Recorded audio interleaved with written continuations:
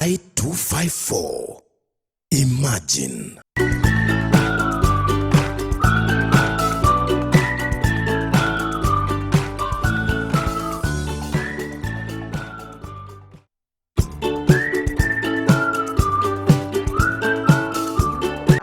Time for the first conversation of the day, and right with me here for the topic integrating technology and innovations at higher learning institutions.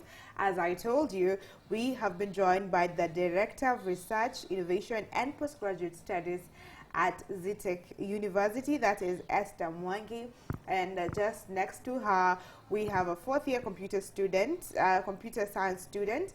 He's a serial innovator, as I hear. He is Kevin Gitau, and we're going to have this conversation with him. Karibuni sana. Good morning. Good morning.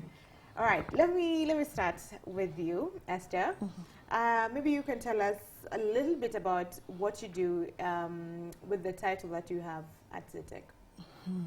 Well, I do a lot, and from the introduction that we just gave, I'm the director in charge of research, innovation, and postgraduate studies.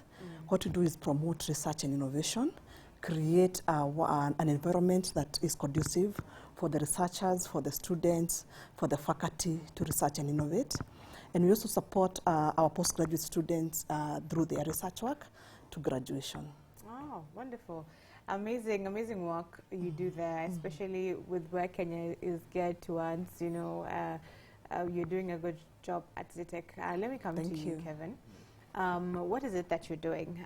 What innovations do you have? Thank you so much for having us. At Zetech, we are all about inventing the future. That's our slogan.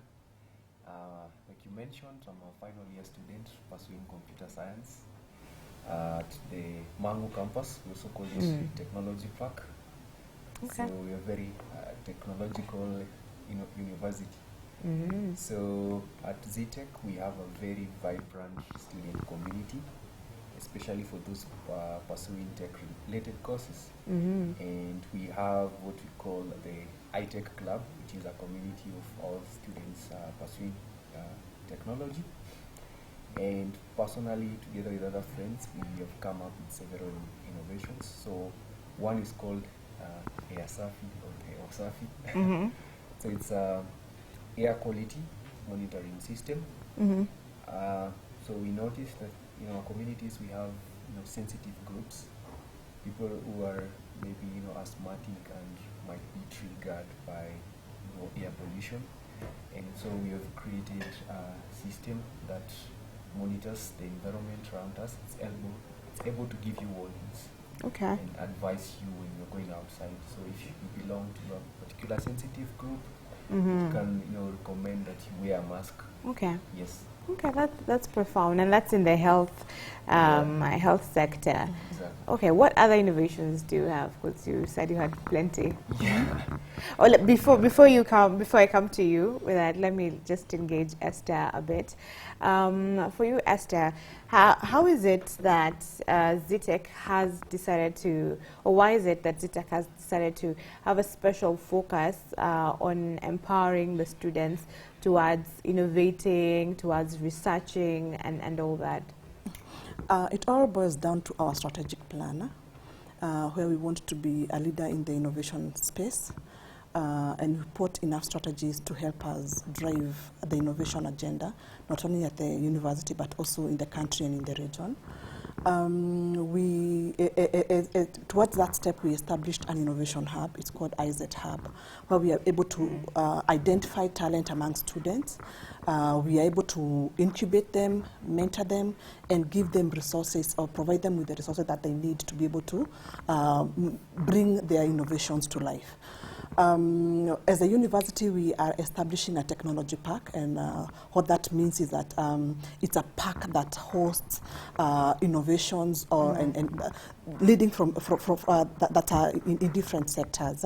But we host them, we give them a space to work from, we give them a space to just launch their startups, work for a very for a specific duration of time, and then they can be able to outgrow the space and then move on their own. So so along that strategy, that's how we come to make sure that we're building a culture innovations among students and our faculty. Okay. When you say you have provided them with that space where they can innovate, what is it that you're providing that is enabling them to actually come up with these innovations? What is it about that space? We have technical resources. So we provide them with the technical expertise that they need to grow their innovations. We also do some bit of seed funding and give them also a platform to be able to pitch their innovations to other investors who can be able now to bring in more funds to their innovations. We also do the mentorship. So we're able to link them up with other people who are already doing well out there, and they work with them. They can come maybe once in a week, once in a month. This is how far I've gone. This is what you need to do. So that kind of advice and mentorship helps the innovators grow from one level to the other one until they are now able to bring the innovations live in the market. Okay, profound. Let me ask you, Kevin, as you are a beneficiary, Yes. I'd say, how have you benefited? When did you, how has your journey been like for you to come up with the different innovations that you've had, and what support did you receive? Okay. So I can say the university has been very supportive, especially under their office, the Research and Innovation Department. We work very closely with them. So I like to say Zetech University, it's a university where when they notice, your talent, and, you come up and show what you're capable of doing, then they're very, very supportive. And that is something I even encourage those in the first years, because a lot of time for tech people can be doing a lot of things behind the scenes, so no one knows. Yeah. But you. So you have to position yourself. When we're having the Research and Innovation Week, you find your way there. You just need to have that courage to place yourself in those places where it'll be easier for you to access opportunities. Okay. So it's just about positioning yourself. Yeah, positioning yourself. Yeah. Correctly. All right. You were to tell us about some of the other innovations that you have done. Okay. You have told us about the air. Air Safi. Air Safi, yeah, Yeah. Air Safi. So what others have you come up with? Okay. So you've also come up with the water purification capsule, with the aim of being able to convert any water into a world-class drinkable water. So we've seen a lot of problem with people being able to access water, and also it's part of the SDGs, Sustainable Development Goals, so trying to achieve that as well. Okay. We also have teams from Zetech University. We are participating in the Pan-African Robotics Competition, which will be held in Senegal. Wonderful. So actually our 3 teams qualified for the finals. Yeah, we are headed. It was a very competitive Yes. competition. How was it like? So 2 teams are building AI solutions that are going to tackle challenges in the mining sector. Then I'm part of a team that we are building a robotic solution. We are developing a system for an agricultural robot that will help farmers to spray fertilizers and all that. Yeah, so irrigate. Esther looks like she has a lot of information in it. No, I'm just excited on the projects because they are really good projects. Having our own solution that can help the mining sector. When do you get to identify the illegal mining, and the comfort of the mining person in charge of mining's office, you can be able to have surveillance across the country, and you are able to detect the illegal minings. You're able to also give alerts for the miners who are in the illegal mines in case there is a danger somewhere. If maybe it's raining, floods are just coming in, and it can give an alert for them to evacuate. There are 3 exciting projects that I'm really proud of, and they will be pitching them in Senegal next month. Yes. Wonderful. I can imagine how proud you are, heading that department and seeing them. Also seeing them, productivity of a student is seen by the kind of work they do in an environment. And I keep encouraging anyone who is a student, what do you do with your free time? What do you do when you're not in class? Absolutely. Those are kind of the engagement that we encourage them to team up and work on, and seeing them like they would sacrifice their Friday nights to just stay in the innovation hub and innovate and build their projects. When they are stuck, we're able to bring in some expert who can give them an advice on what to do. Through the process, they learn a lot, and they would have learned just staying in class. Absolutely. So you're really nurturing these talents in all ways possible, and it's profound. And we wish you the best even as you go to Senegal. So we do hope that we come back with a win, because your win is Kenya's win. True. Yeah. Absolutely. So what is the importance then, let me just ask you, Esther, of us coming up with local solutions to our problems, not just as Kenya, but as Africa? I'm a big promoter of build Kenya, buy Kenya, promote Kenya. And I also a strong believer that we have enough talent, enough skills to build our own. And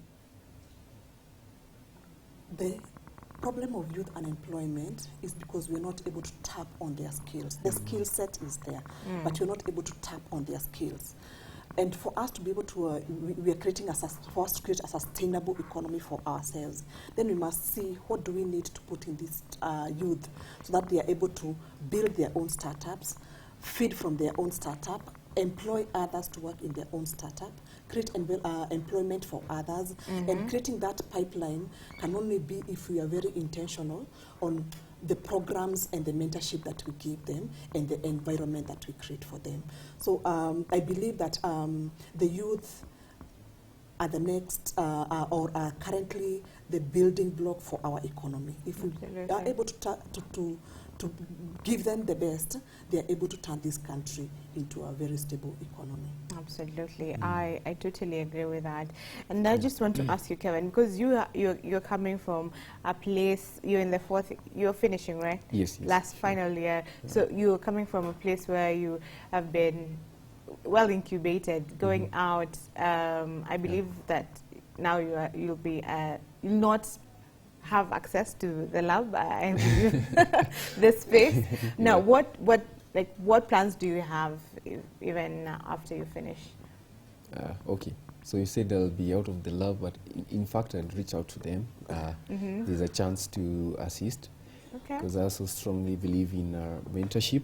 You know, whenever I have time, can always go back and mentor the younger.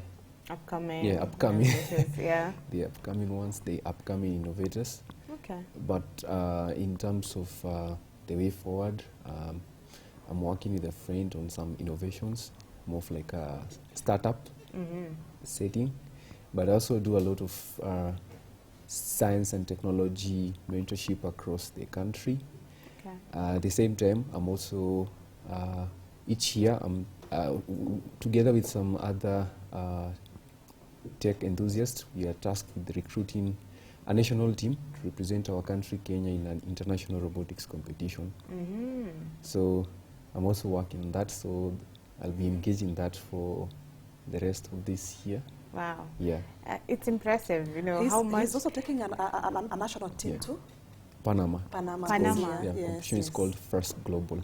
Wow. Yeah. It's impressive how much you can do while in the university. Yes. I'm actually wondering what was I doing? I could have done so much. And still balance your good grades and doing all this. Exactly. So how do you balance? Yeah, that she has brought it up. How do you balance doing all that and still having your social life? Because you'd find that many techies, you know, are very much into their stuff, you know, whatever you're working on, you're all in there, and some usually even have a problem with mental health because now you've been consumed by what you're doing, and when it fails, it becomes bad, you know, for you. So how do you manage that? How do you get that balance? Okay, I get that questions a lot of times, and for me, what I do, I divide life into different segments. So there is There's academics, there's innovation, there is God, there's family, and I try to have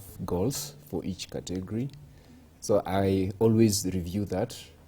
And another thing that I love doing is fitness. So daily, in fact, we meet with friends, we work out. Like yesterday, we worked out for almost 2 hours. And I think fitness, working out really helps when it comes to mental health. Yeah.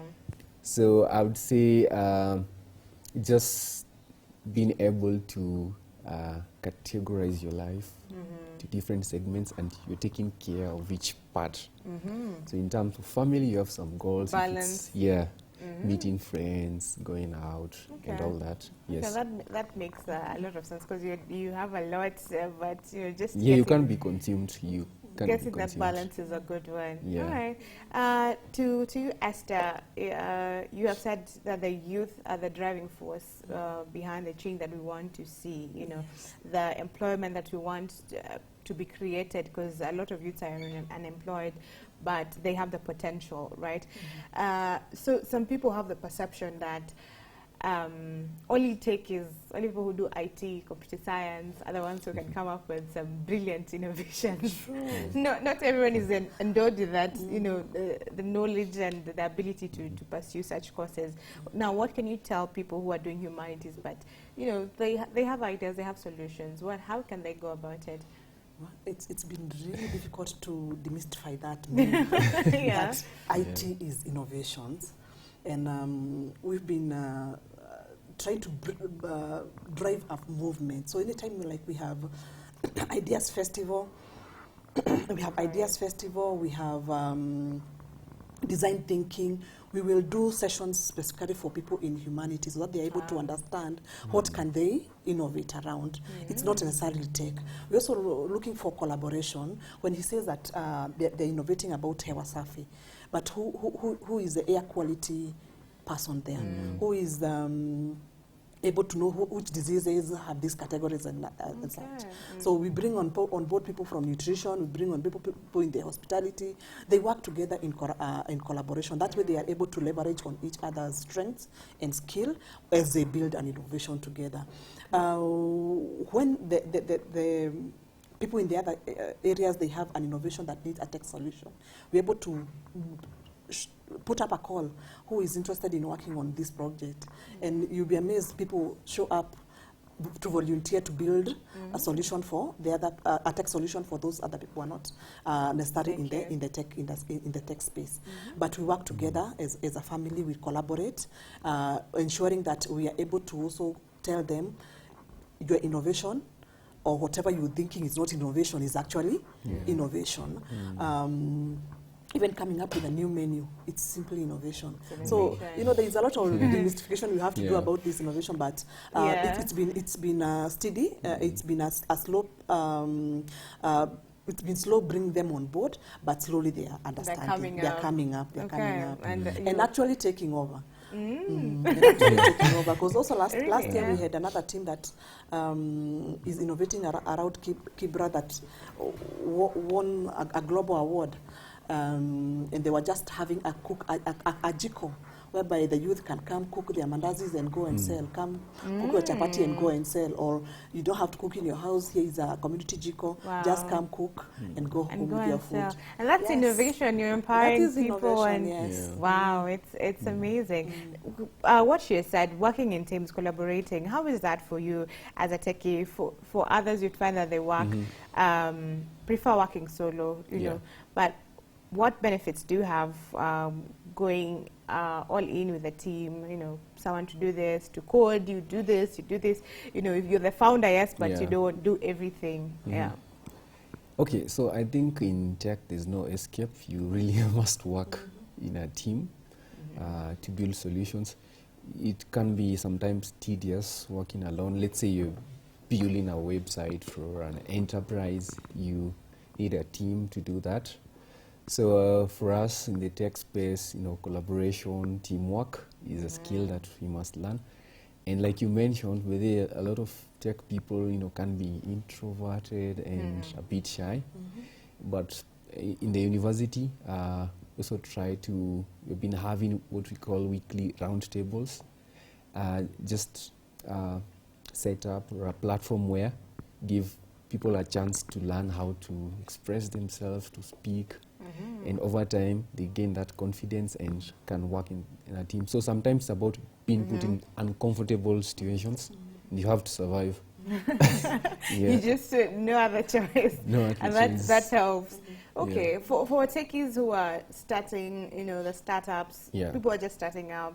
What are some of the challenges that you could tell them are along the way that they should expect, and maybe you will tell us the solutions, how we can how they can curb it and counter and all that.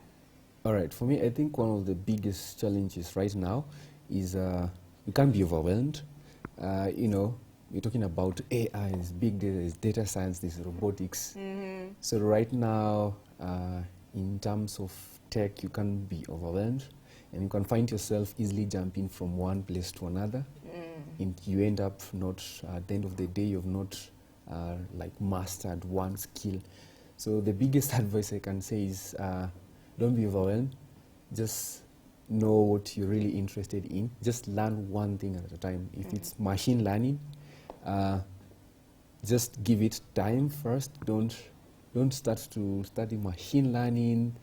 Okay, some can be related, but sometimes there's a lot of jumping from one thing to another. I've seen a lot of the upcoming ones.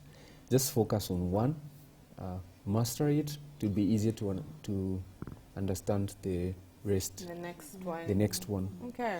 Yeah. The other challenge that I hear from a lot of startups is usually getting the capital to run their business.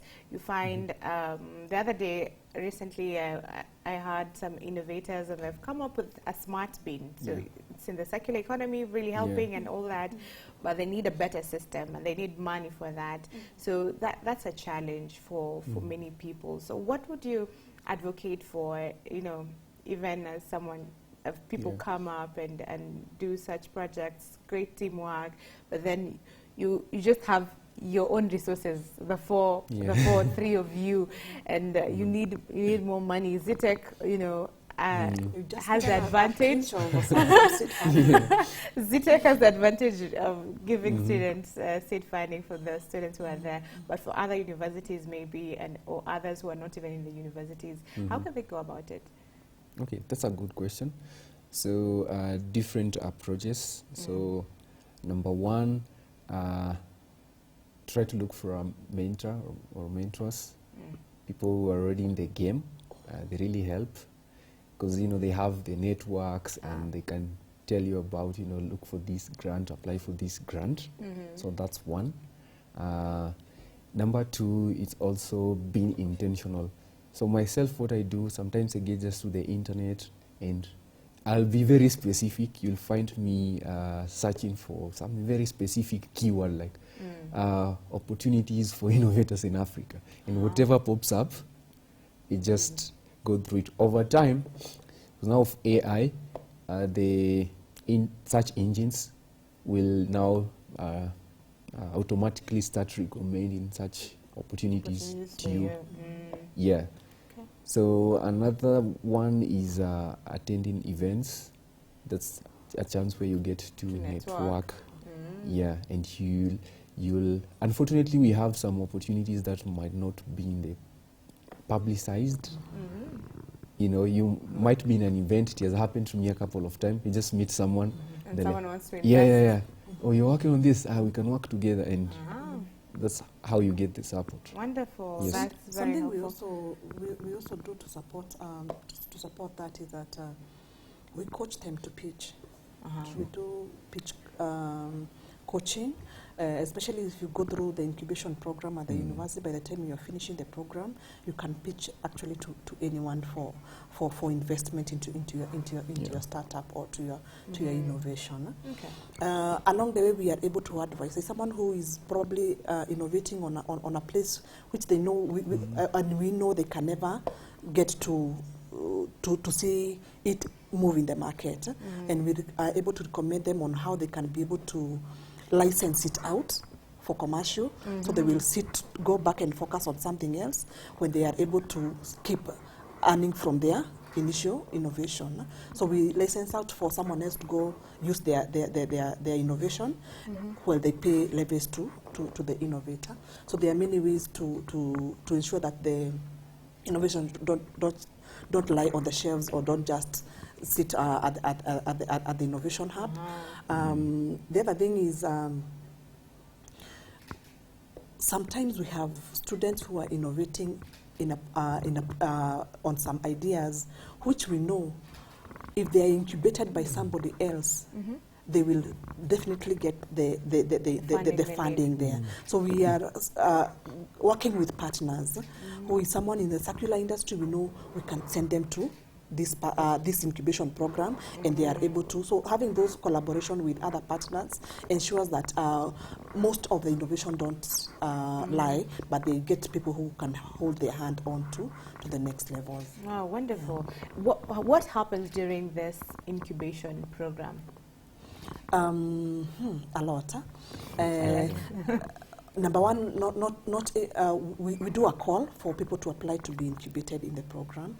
And that is open to students, to faculty, to members of the community. We also have a CSR where we give back to the community around the university, and alumni. So we do 60% students, 50% students, 20% faculty, and the rest are to the community and the alumni.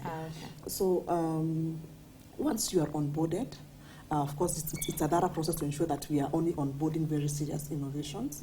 And we do an ideas festival. So just come up with your idea, tell us whatever you are dreaming of. And this we tell them, never be afraid to dream big. Yes, at the end of the day, it takes the same neurons of your brain to think small or big. Yes. So we encourage them to think big. So we take them through a series of coaching. Okay, this idea can work, this idea cannot work. We also tell them from my perspective, I could tell this idea cannot work. But the persistence of the innovator can be able to repackage that innovation and becomes the best that we left out. It has happened to one of our students who ended up having a very nice innovation from something we had put aside. Okay. So even if you get discouragement on feedback when you're pitching or when you're or during the ideas festival, that cannot work, that is, never give up. Try to make some meaning of the feedback that you're given. If you keep improving on it, you go to the next level. So after that, we coach them how to build their prototypes. So having a tangible item from the innovation, from an idea now to something that you can showcase.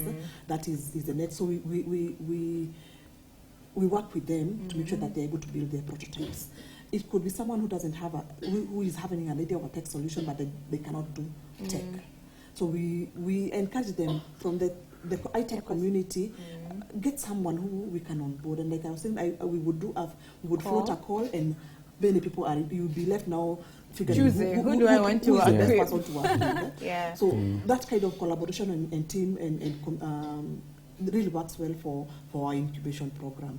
Once we do the prototype, we also do the market research. How is this product likely to penetrate the market? So we are there with the innovators, trying them to taking them through the market research and seeing, is there hope for this one or is there no hope? Because the market is now the determinant whether there's something good coming out of it, or you can go somewhere with this innovation or not. And then we sum us to the next phase, protecting those ideas. I was actually going to that. The IP, protecting these ideas. We have a very vibrant intellectual property policy that allows us to help our students protect their ideas. There are those that we need copyright, there are those that we need patent, there are those that we need trademark, there are those that we need trade secrets. So we are able to sit with our legal advisors and see where does each innovation fall in. So whatever is that they need, then we are able to champion and help them get the protection for their ideas. From there, we go to forming the companies or the startups. So we are able to advise them on for you to have this board or to have your co-founders. What do you need from each of them? We have seen scenarios where we have a founder who regularly does nothing. and there's one who is really dying with the innovation and does literally everything. And we tell them, for you to be really a co-founder, and this is put in the contract of, that we are coming to co-found this. You must give this number of hours at the minimum. Working for, doesn't matter which your role will be given, but you'll have a role and you must be able to give this number of hours into this innovation, and you're able also to work there minimum 4 years. If you leave or anything happens within 4 years, then you lose your shareholding rights. So there are a lot of legal issues that go. I may not go into details into this, but we also work with our legal expert to help us advise when it comes to that level. Issues to do now with adhering to regulations of the government, registering your business, being compliant with tax and all those. Those are other things that also come up. Both by the time they are finishing the incubation program, they are ready to run a company. Wow. Yes. It's amazing. And I want to come back to you to tell us about the enabling environment that now the government can contribute to ensure that these startups thrive. Because you mentioned tax, and that is one of the areas where they've been crying, can we get some relief from it? But I want to come to you again, just to ask you about what you think about the area of focus. She alluded to it, but if one wants to innovate now, are there specific areas that they're likely to do well, looking at how AI is coming up? Should you focus on a specific area if you really want to just peak and go really fast? Okay, what I can say, when it comes to innovation, it's all about problem solving. So it's usually about just looking around you, being able to identify a problem and think of a solution that you can create. So that's the first most important step. So it could be, I can say it can be in any area. I don't want to say it must be tech related. But the good thing, like you mentioned now with AI, can make things much easier, in terms of learning, in terms of building solutions. But bottom line is it's all about being able to identify problems around you.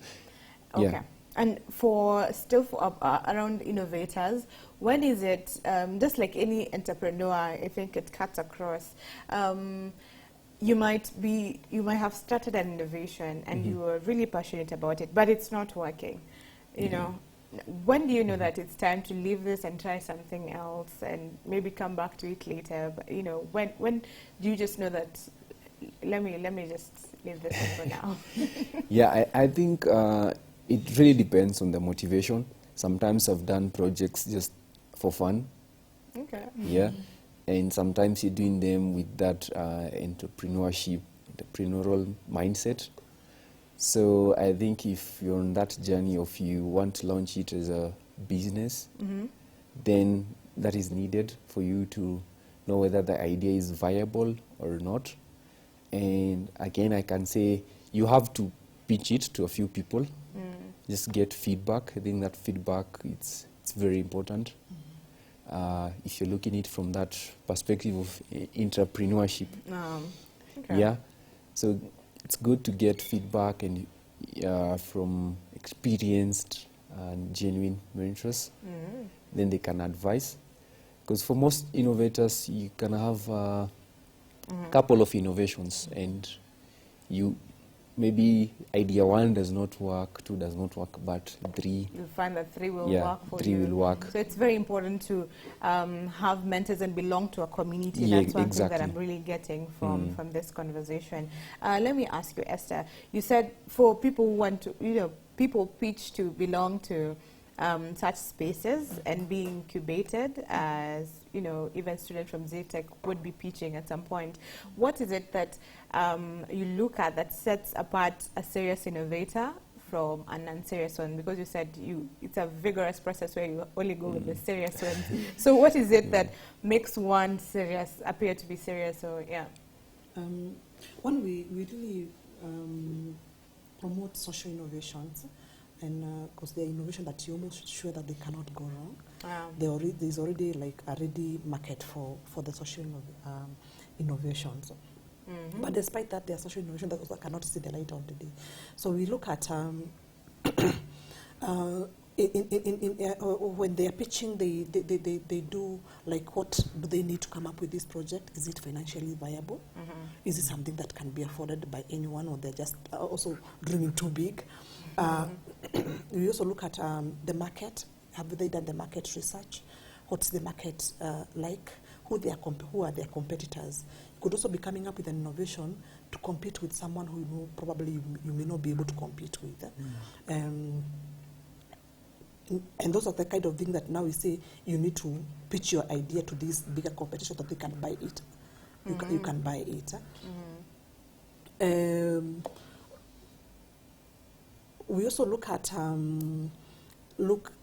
ethical innovations. Again, there are innovations we don't allow, like you could be innovating on how to kill in a certain way. Like, how would you even be testing the market for such an innovation? You have to kill to yes. And a lot of this we're also seeing the AI innovations, which are really like imagining like in the aliens world. So there's a lot of dynamics we look in these innovations, and those are just some of the areas that we consider. All right. Let me get back to you on the question that I asked you before. What role can the government play in ensuring that they give an enabling environment to the startups who are the driving force of the economy? There's a lot the government can do. And as we begin, let me acknowledge the work the Kenya National Innovation Agency is doing in supporting innovations at all cadre. They bring about mentorship programs. We have been an area where we are creating awareness so that students demystify what innovations are and what they can do with the innovation that they are innovating. So, and also the focus on ensuring that in the university we have a curriculum that supports not just business ideas, but also forming startups. There's a program that is running called Startup School, and they have started with training the lecturers who train entrepreneurship, so that they start training, in their teaching they're inculcating a mindset of startups among students. So in the near future we are going to see a lot of changes in the entrepreneurship training that's happening at the university and colleges. Wonderful. The other thing is giving the young innovators a safe space to launch their startups and their innovations. You may want to to get your patent, but the process could be very expensive, could be very tedious, that scares people away. If that can be looked at, that could, the patenting and innovation protection process can be made easy for those that are innovating, can also be can be a good thing. Tax incentives.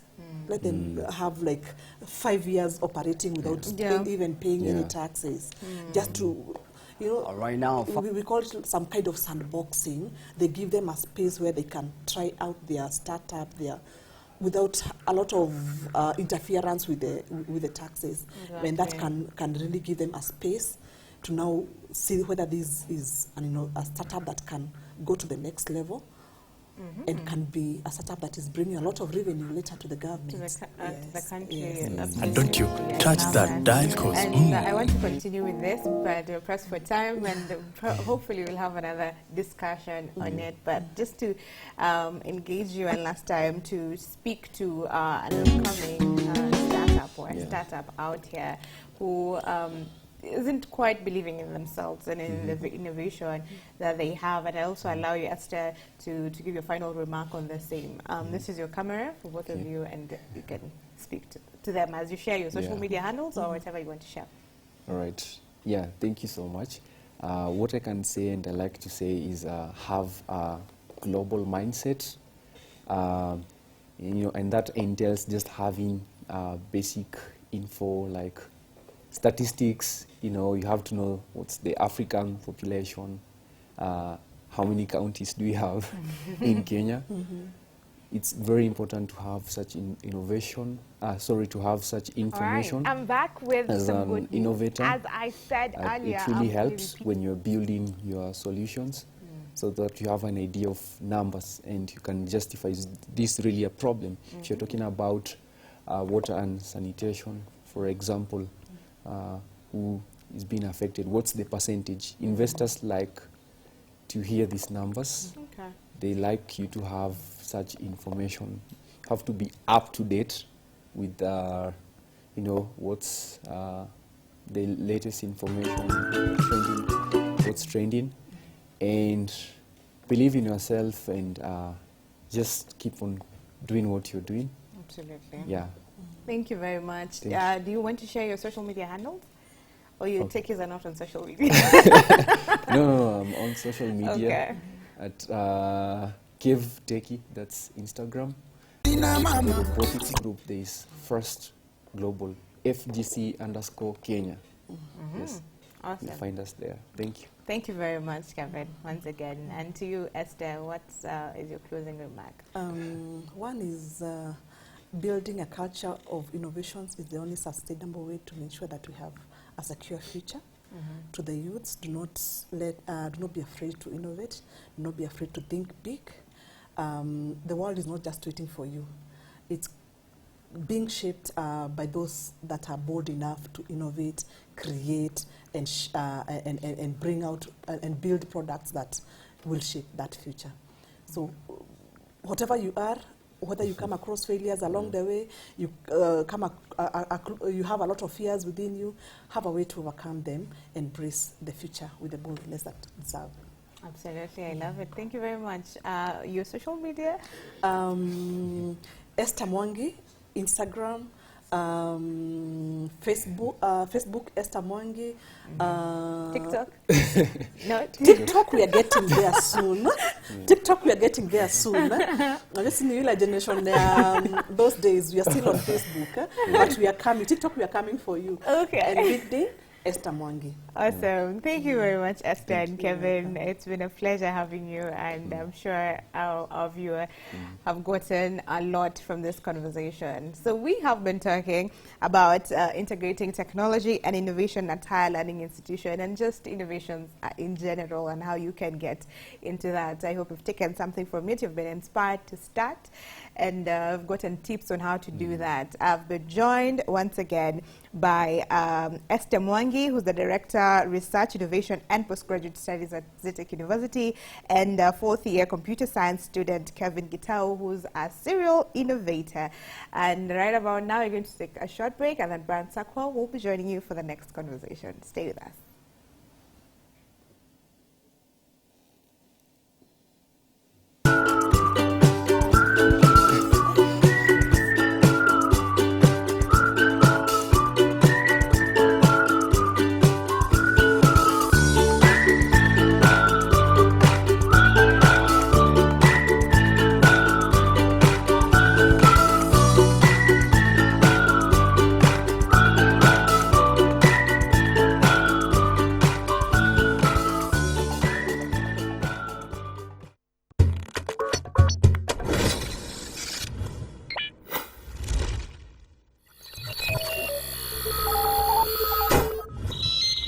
Y254